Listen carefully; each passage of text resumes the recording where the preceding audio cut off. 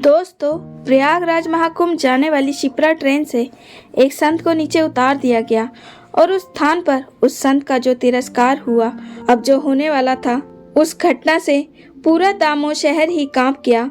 उसे देखकर वहां पर उपस्थित सभी लोग हैरान हो गए। दोस्तों, इस बार भी 2025 के नए साल में प्रयागराज महाकुंभ की तैयारी जोर शोर पर है। पूरे भारत में ही क्या, पूरे विश्व में इसकी चर्चा है। दोस्तों, ऐसा महाकुंभ 12 साल में एक बार आता है। इस बार तो इसमें संयोग 144 साल बाद बन रहा है। दुनिया भर के सभी साधु संत इसका बेसब्री से इंतजार करते हैं। सनातन धर्म में महाकुंभ का विशेष महत्व है और इसमें देश के कोने कोने से साधु संतों के साथ साथ श्रद्धालु पहुंच रहे हैं।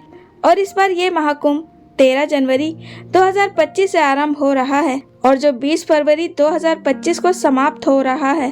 और इन 45 दिनों तक चलने वाले इस महाकुंभ में ग्रह और नक्षत्रों की स्थिति में काफी बदलाव देखने को मिलेगा। ऐसे महाकुंभ में स्नान करने से हमें कई गुना अधिक फल की प्राप्ति होती है। तो ऐसे में उज्जैन के एक साधु संत रहते हैं जिनका नाम रामानंद जी है। और दोस्तों, उन्होंने मात्र 11 वर्ष की उम्र में अपना घर छोड़ दिया था।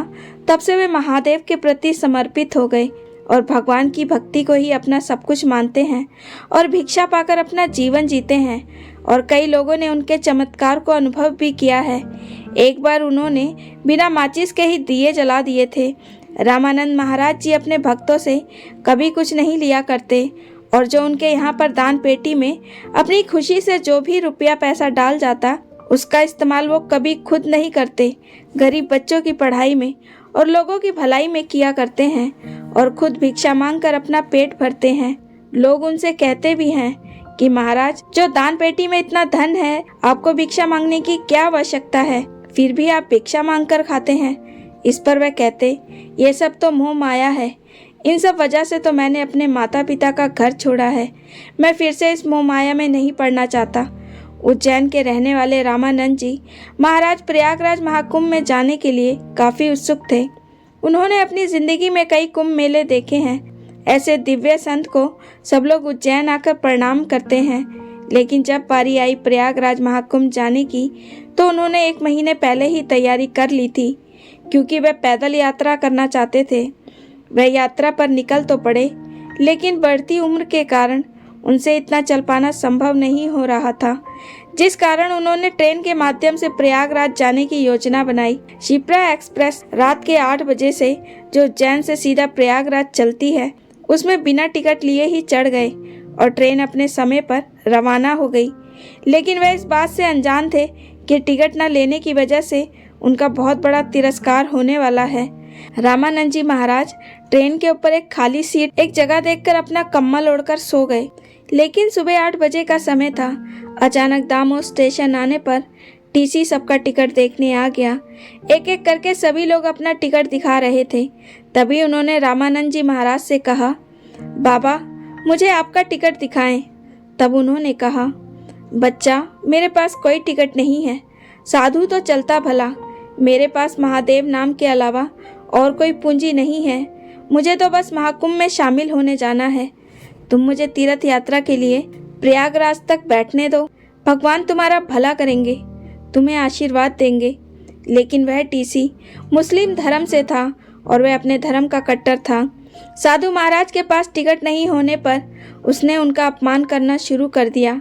उसका कहना था कि जब ट्रेन के टिकट लेने की हिम्मत नहीं थी तो ट्रेन में चढ़ क्यों गए। चले आते हैं फ्री में यात्रा करने। अगर टिकट के पैसे नहीं थे तो पैदल प्रयागराज जाओ।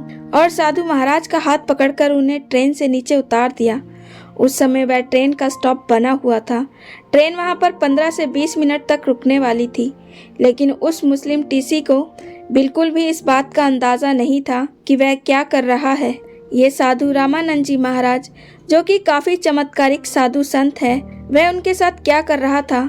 अब जो होने वाला था, उस घटना से पूरा दामोह शहर ही कांप गया, क्योंकि 15 से 20 मिनट के स्टॉप के बाद जब ट्रेन को शुरू करना चाहा तो ट्रेन आगे बढ़ने को तैयार नहीं हुई। मानो ऐसा लग रहा था ट्रेन एक ही जगह पर खड़ी हो गई हो। और इधर वह साधु महाराज ट्रेन से उतारे जाने के बाद प्लेटफॉर्म पर लगी हुई टेबल पर ध्यान अवस्था में जाकर बैठ गए थे। ऐसा लग रहा था मानो ट्रेन का इंजन खराब हो गया है। आधे से 1 घंटा हो चुका था, लेकिन ट्रेन आगे नहीं बढ़ पा रही थी। कुछ मैकेनिकल इंजीनियर को बुलाया गया और ट्रेन के इंजन की जांच कराई गई। ट्रेन आगे बढ़ने का नाम ही नहीं ले रही थी, लेकिन इसी बीच खतरा बढ़ता जा रहा था। कारण था आगे पीछे से ट्रेन आने की संभावना बढ़ती जा रही थी, लेकिन किसी तरह से रेलवे ने इस व्यवस्था को संभाला और ट्रेन के इंजन को सही करने का प्रयास किया गया।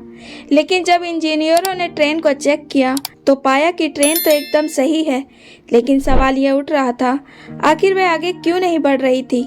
सब लोग बेहद परेशान हो चुके थे, लेकिन किसी को भी ट्रेन की खराबी का कोई कारण समझ नहीं आ रहा था। रेलवे कर्मियों को लग रहा था शायद इस इंजन में कोई समस्या आ गई है, इसीलिए उन्होंने ट्रेन के इंजन को बदलकर दूसरा इंजन लगा दिया। लेकिन जैसे ही इंजन को खोल के बदला गया, उसने भी काम करना बंद कर दिया, जबकि वह तो सही सलामत चलकर यहाँ तक आया था। अब किसी को भी ये समझ नहीं आ रहा था कि आखिर कैसे हो रहा है। आखिर ट्रेन आगे पीछे क्यों नहीं बढ़ना चाह रही थी। मुस्लिम धर्म का टीसी भी बहुत परेशान हो चुका था। उसकी भी समझ में नहीं आ रहा था आखिर ये सब क्या हो रहा है। तभी उज्जैन में रहने वाले एक आदमी ने रामानंद जी महाराज को पहचान लिया, और जब उसे पता चला कि रामानंद जी महाराज को इस ट्रेन से अपमानित करके उतारा गया है, तो उसको सारा माजरा समझ में आ गया। तब उस टीसी को उस शख्स ने समझाते हुए कहा, जिन बाबा को तुमने ट्रेन से उतारा है वह कोई और नहीं बल्कि चमत्कारिक रामानंद जी महाराज हैं। उन्होंने बचपन से लेकर आज तक कई चमत्कार किए हैं और तुमने उनका अपमान किया है, उनके साथ दुर्व्यवहार किया है और तो और उनको धक्के मारकर उन्हें ट्रेन से नीचे उतार दिया। यह बहुत बड़ा महापाप है। इस पाप का सिला तुम्हें इस रूप में मिल रहा है, जिसकी वजह से ये ट्रेन आगे नहीं बढ़ पा रही है। तुम ध्यान से देखोगे तो अभी भी वह सामने की कुर्सी पर ध्यान अवस्था में बैठे हुए हैं, क्योंकि वह जानते हैं ये ट्रेन उनको लिए बिना आगे नहीं बढ़ेगी। वह चाहते तो यहाँ से जा भी सकते थे, लेकिन वह भूत और भविष्य सब जानते हैं। वह काफ़ी चमत्कारिक बाबा हैं। तुम्हें इस तरह से उनका अपमान नहीं करना चाहिए था। इस बात को सुनने के बाद मुस्लिम टीसी को अपनी गलती का एहसास हुआ। उसे ये विश्वास हो गया कि जब से इस साधु को ट्रेन से उतारा है, तब से समस्या पर समस्या आती ही जा रही है, और अपनी गलती को सुधारने के लिए ध्यान अवस्था में बैठे हुए सीट पर बैठे हुए रामानंद जी महाराज के पैरों में जाकर गिर गया और उनसे माफ़ी मांगने लगा। उसका कहना था, बाबा मुझसे बहुत बड़ी गलती हो गई। मैं अपनी पद और प्रतिष्ठा के अपमान में इंसानियत को भूल गया। मुझे समझना चाहिए था कि प्रयागराज में महाकुंभ लगा हुआ है। कितनी मुश्किल से सब साधु संत श्रद्धालु महाकुंभ में शामिल होने के लिए पहुंचते हैं, और मैंने उनकी ही यात्रा में बाधा डाली है। और साधु संतों ने तो इस दुनिया को बहुत कुछ दिया है, और आज जब वे हमसे कुछ मांग रहे थे तो ये हमारी जवाबदारी बनती थी कि हमें उनकी तीर्थ यात्रा में सहयोग करना चाहिए। और मैं अपनी इस गलती के लिए आपसे माफ़ी मांगता हूँ। कृपा करके हमारी ट्रेन में फिर से एक बार बैठ जाइए ताकि ये ट्रेन आगे बढ़ सके। दोपहर के 12 बज चुके थे। सुबह के 8 बजे से लेकर 12 बजे तक ट्रेन दामो स्टेशन पर खड़ी थी। मुस्लिम टीसी ने साधु महाराज से विनती करी और कहा, आगे पीछे से बहुत सी ट्रेन आने का समय हो चुका है, और अब मैं ये जान चुका हूँ, मुझे विश्वास हो चुका है कि अगर आप हमारे साथ इस ट्रेन में नहीं बैठेंगे तो ये ट्रेन आगे नहीं बढ़ेगी, तो यात्रियों की जान माल को नुकसान होगा। रामानंद जी महाराज, जो आज भी अपने भक्तों से बड़ा प्रेम करते हैं, वे कहते हैं, मुझे हर भक्त में भगवान का ही स्वरूप दिखता है। इसीलिए वे किसी यात्री की जान को नुकसान नहीं पहुंचाना चाहते थे। पर टीसी को ट्रेन में चढ़ने से पहले कुछ कहा। उन्होंने पहले टीसी के सामने एक शर्त रखी। सबसे पहली शर्त थी, अगर कोई भी साधु या कोई सहायताहीन व्यक्ति ट्रेन में बिना टिकट चढ़ जाता है, पहले तो तुम उसकी समस्या को समझना, हो सके तो उसका निवारण करने की पूरी कोशिश करना, ना कि उसका अपमान करना।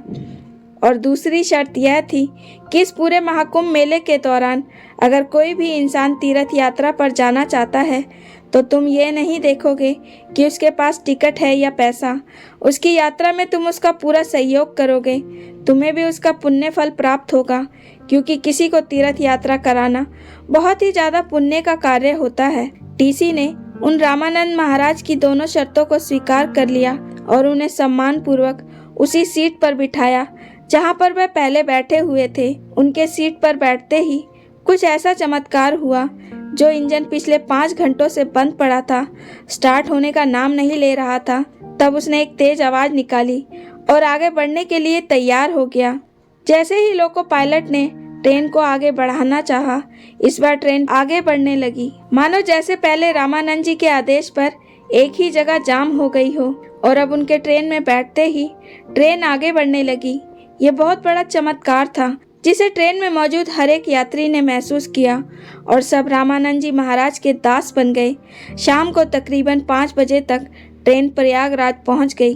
ट्रेन से उतरने के बाद रामानंद जी महाराज से कई लोग मिलने आए। उनके इस चमत्कार को सबने महसूस किया और इस चमत्कारिक घटना के बाद प्रयागराज में जाने के लिए भक्तों की भीड़ और ज्यादा बढ़ गई। रामानंद जी महाराज के प्रयागराज पहुंचते ही इस चमत्कारिक घटना के फैलने के बाद से दुनिया भर में अलग अलग ट्रेनों से महाकुंभ जाने के लिए यात्रियों की भीड़ लग गई। खासतौर पर शिप्रा एक्सप्रेस में जो भी यात्री महाकुंभ में जाने के लिए बिना टिकट के सफर करता था, उसे कोई भी मना नहीं करता था, क्योंकि ये रामानंद जी महाराज की सबसे पहली शर्त थी। दोस्तों, आपको इस सत्य घटना से क्या सीखने को मिला, हमें कमेंट बॉक्स में जरूर बताइएगा। और अगर आप भी प्रयागराज गए हैं या फिर जाने वाले हैं तो वहां पर जो अनुभव करेंगे तो वहां का अनुभव जरूर साझा कीजिएगा। और अगर वीडियो पसंद आए तो लाइक करें और चैनल को सब्सक्राइब करें। आपका बहुत बहुत धन्यवाद। हर हर महादेव।